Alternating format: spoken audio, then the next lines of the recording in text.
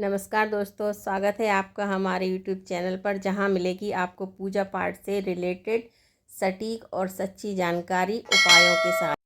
कार्तिक छठ पूजा 2025 27 या 28 अक्टूबर। जाने सही पूजा विधि, नहाय खाए का तारीख और समय के बारे में आज हम इस वीडियो में आपको बताएंगे। साल 2025 में कार्तिक के महीने में आने वाली कार्तिक छठ पूजा कब है, पूजा का शुभ मुहूर्त, पूजा विधि और इस व्रत के नियमों के बारे में।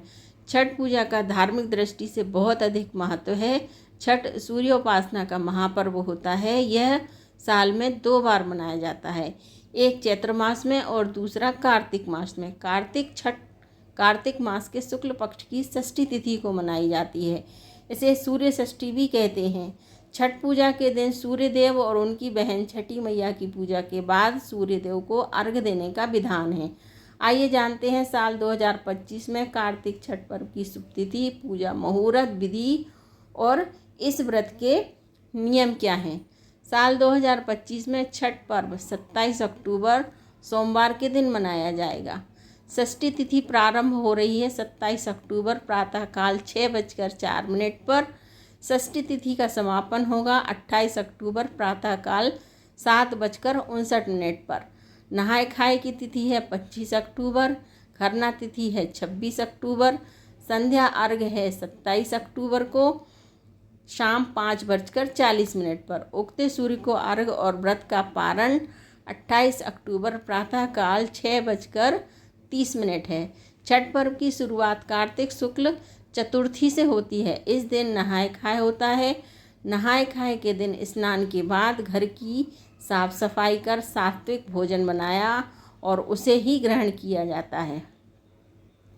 छठ पूजा का दूसरा दिन खरना, जिसे लोहंडा कहते हैं, यह कार्तिक मास के शुक्ल पक्ष की पंचमी को मनाया जाता है।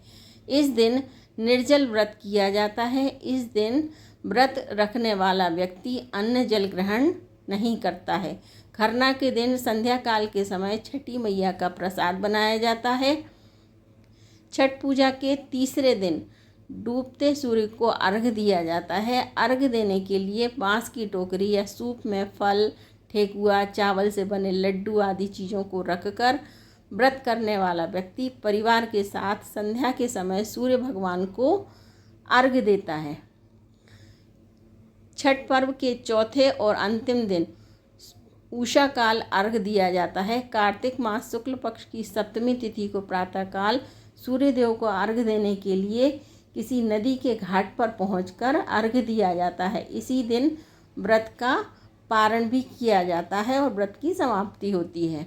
शास्त्रों के अनुसार पहले दिन नहाय खाए को घर की अच्छी तरह से साफ सफाई कर सात्विक भोजन बनाना चाहिए। सूर्यदेव को अर्घ्य देने के लिए स्टील या प्लास्टिक के बर्तन का इस्तेमाल वर्जित होता है। छठ पर्व के दौरान घर में प्याज लहसुन का इस्तेमाल नहीं करना चाहिए।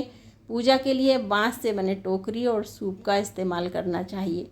छठ के दौरान महिलाओं को नारंगी रंग का सिंदूर लगाना बहुत ही शुभ माना जाता है। फ्रेंड्स, अगर आपको हमारे द्वारा दी हुई जानकारी पसंद आई हो तो चैनल को लाइक, शेयर और सब्सक्राइब अवश्य करें।